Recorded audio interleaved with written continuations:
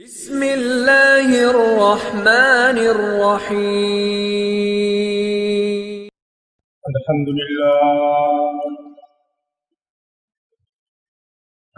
لله نحمده ونستعينه ونستغفره ونؤمن به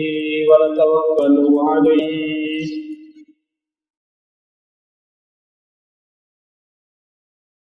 ونعوذ بالله من شرور أنفسنا ومن سيئات أعمالنا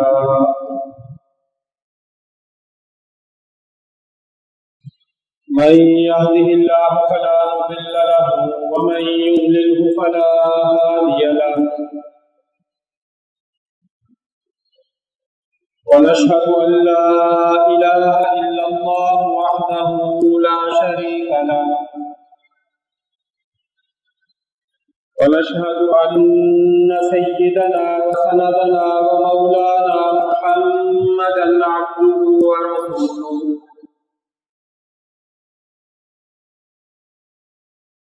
أما بعد فقد قال الله تبارك وتعالى في القرآن المجيد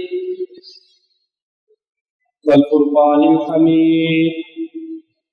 أعوذ بالله من الشيطان الرجيم بسم الله الرحمن الرحيم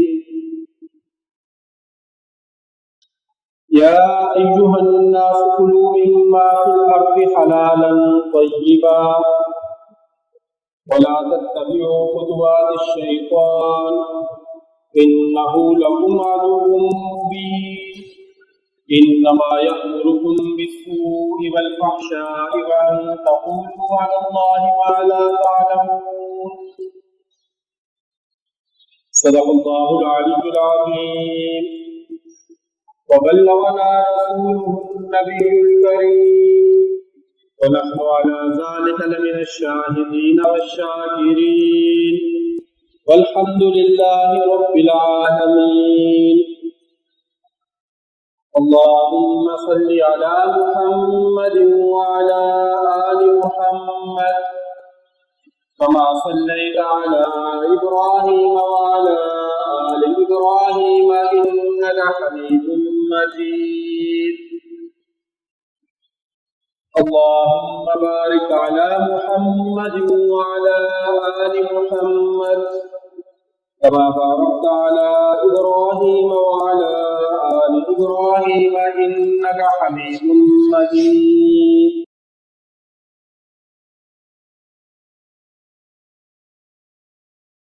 میرے معزز و محترم سامنے گرامی قدر،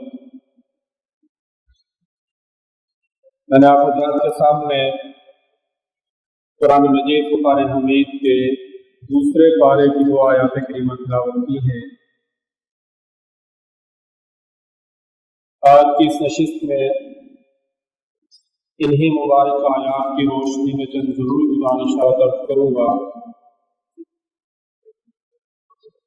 اللہ رب العزت سے دعا ہے کہ صحیح بات بیان کرنے کی توفیق عطا فرمائے اور پھر ہم سب کو سمجھ کر اخلاص کے ساتھ عمل کرنے کی بھی توفیق عطا فرمائے۔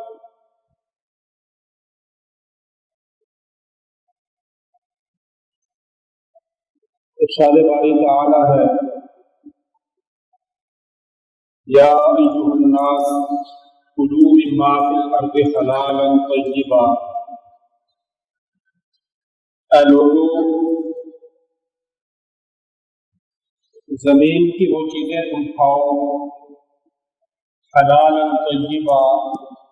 جو چیزیں حلال اور پاکیزہ ہوں۔ زمین سے پیدا ہونے والی حلال اور پاکیزہ چیزیں تم کھاؤ۔ ولا تتبعوا خطوات الشیطان، اور تم کبھی بھی شیطان کے مقرر کردہ راستوں پر مت چلنا۔ انہ لکم عدو مبین، یاد رکھو کہ شیطان تمہارا کھلا ہوا دشمن ہے۔ انما یأمرکم بالسوء، شیطان صرف تمہیں برائی کا حکم دیتا ہے، والفحشاء، اور بے حیائی کے کاموں کا حکم دیتا ہے۔ وَأَن تَقُولُوا عَلَى اللَّهِ مَا لَا تَعْلَمُونَ، اور شیطان بھی تمہیں اس چیز کا حکم دیتا ہے کہ تم اللہ کے بارے میں بغیر علم کے باتیں کرنے لگو، اللہ کی جانب وہ چیزیں منسوخ کرنے لگو، اللہ کی جانب ان چیزوں کی نسبت کرنے لگو جن کا تمہیں علم نہیں ہے اور تم جانتے نہیں۔ یہ دو آیات کریمہ ہیں قرآن مجید فرقان حمید کے دوسرے سپارے کی، جن کا لفظی ترجمہ آپ حضرات نے سماعت فرمایا۔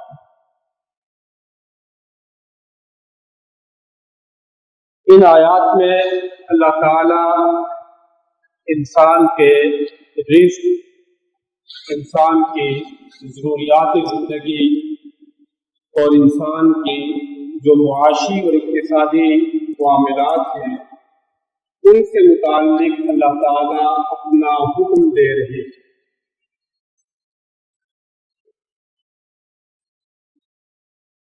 انسان کو ہر طرح کے چیزوں میں اپنی آنکھیں بند کر کے جائز اور ناجائز اور حلال اور حرام کا فرق مٹا کر چیزوں کو اپنی زندگی میں داخل نہیں کرنا چاہیے،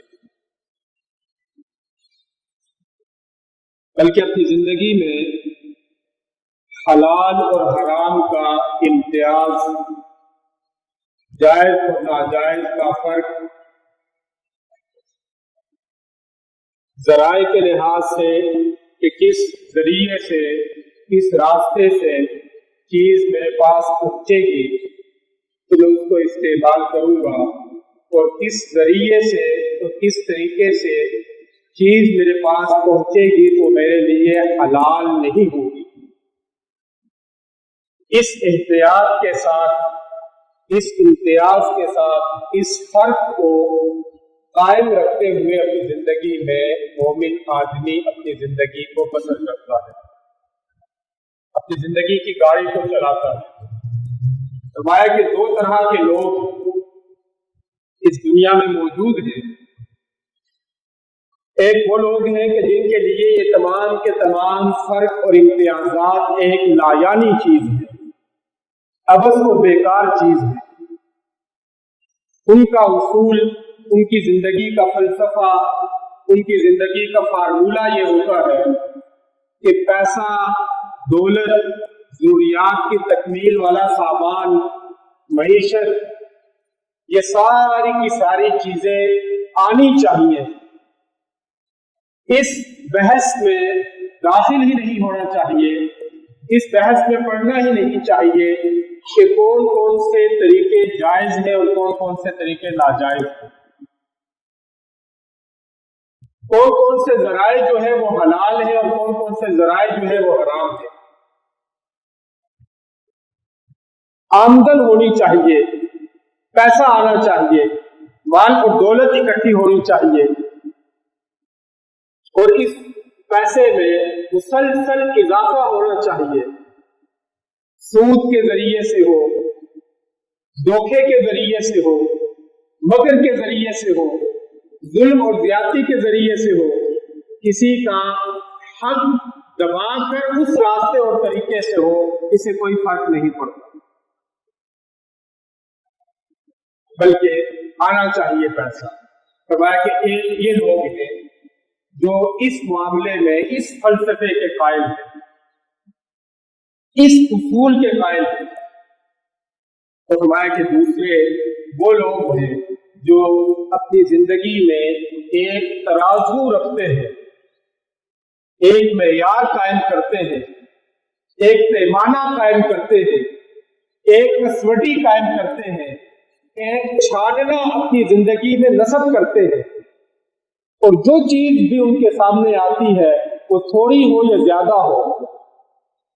معمولی ہو یا زیادہ تر ہو، وہ اس آنے والی چیز کو اس چھاننے پہ پہلے چھانتے ہیں، اور اس چھاننے سے چھان کر جو جائز اور حلال ہو اس کو استعمال کرتے ہیں اور جو ناجائز اور حرام ہو اس کے سب سے نظر کر لیتے ہیں، اسے دوری اختیار کر لیتے ہیں، اسے اپنے آپ کو بچا لیتے ہیں اور اس لقمے کو اپنے حلق سے نیچے اتارنے کو اپنے لیے زہر کے برابر سمجھتے ہیں کہ جیسے زہر کا استعمال انسان کو جسمانی طور پر نقصان پہنچاتا ہے، جسمانی طور پر انسان کی زندگی کے خاتمے کا سبب بن جاتا ہے، اسی طرح وہ اس غلط ذرائع سے آنے والے مال اور دولت کے معاملے میں بھی اپنی روحانی زندگی کے لحاظ سے بھی اتنے ہی محتاط ہوتے ہیں کہ اگر وہ ہم استعمال کر لیں گے، جیسے زہر کے استعمال سے ہماری جسمانی زندگی اور اس زندگی کا خاتمہ ہو جائے گا، اسی طرح اس کے استعمال سے ہماری باطنی اور روحانی جو زندگی ہے اس کا صفایا اور خاتمہ ہو جائے گا۔ اس لیے ہم اس چیز کو اپنی زندگی میں داخل نہیں ہوتے بلکہ احتیاط کرتے ہیں، ایک ترازو اور ایک معیار اپنی زندگی میں قائم کر کے اس پہ چیزوں کو چھان کر اپنی زندگی میں داخل کرتے ہیں۔ حضور اکرم صلی اللہ علیہ وسلم نے فرمایا کہ ان چیزوں کے بڑے زبردست اثرات انسان کی زندگی میں داخل ہوتے ہیں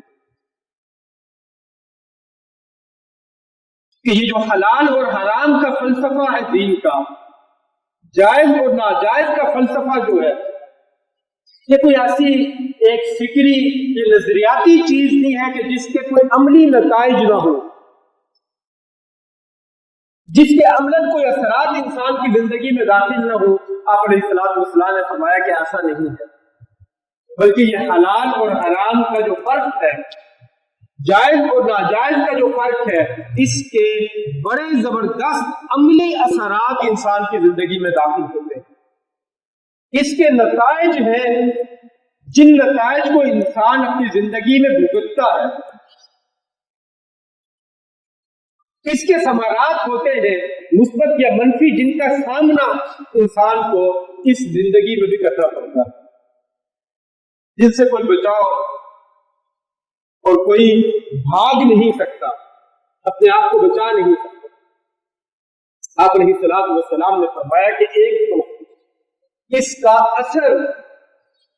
عبادت اور دعا کی قبولیت اور قبول نہ ہونے کی صورت میں ظاہر ہوتا ہے کہ جب انسان اپنی زندگی سے اس حلال اور حرام کے فرق کو مٹا دیتا ہے، ختم کر دیتا ہے،